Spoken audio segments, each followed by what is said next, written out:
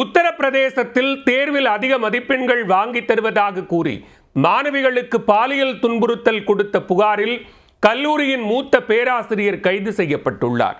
தலைமறைவாக இருந்த பேராசிரியர் சிக்கியது எப்படி?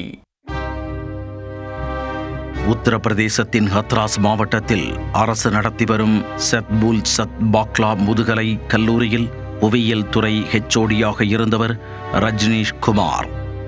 59 வயதான இவர் கடந்த 20 ஆண்டுகளுக்கு மேலாக அக்கல்லூரி மாணவிகளிடம் பாலியல் அத்துமீறலில் ஈடுபட்டு வந்த தகவல் வெளியாகி பெரும் பரபரப்பை ஏற்படுத்தியுள்ளது.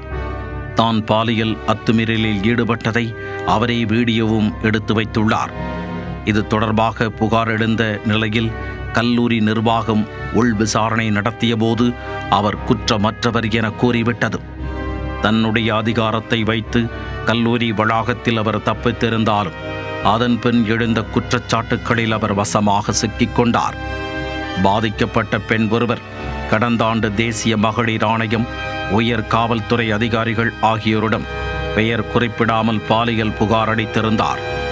அந்த புகாரில் பாதிக்கப்பட்ட மாணவிகளுடன் பேராசிரியர் ரஜ்னீஷ் குமார் ஆபாசமான நிலையில் இருப்பதை காட்டும் பல்வேறு புகைப்படங்கள் மற்றும் வீடியோக்களை ஆதாரமாக இணைத்திருந்தார்.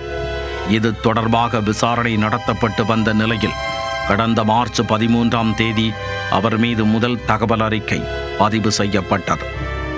பாரதிய நியாய சங்கீதா உள்ளிட்ட பிரிவுகளின் கீழ் அவர் மீது வழக்கு பதிவு செய்யப்பட்டது. இதையடுத்து கடந்த சனிக்கிழமை அவர் சஸ்பெண்ட் செய்யப்பட்டார்.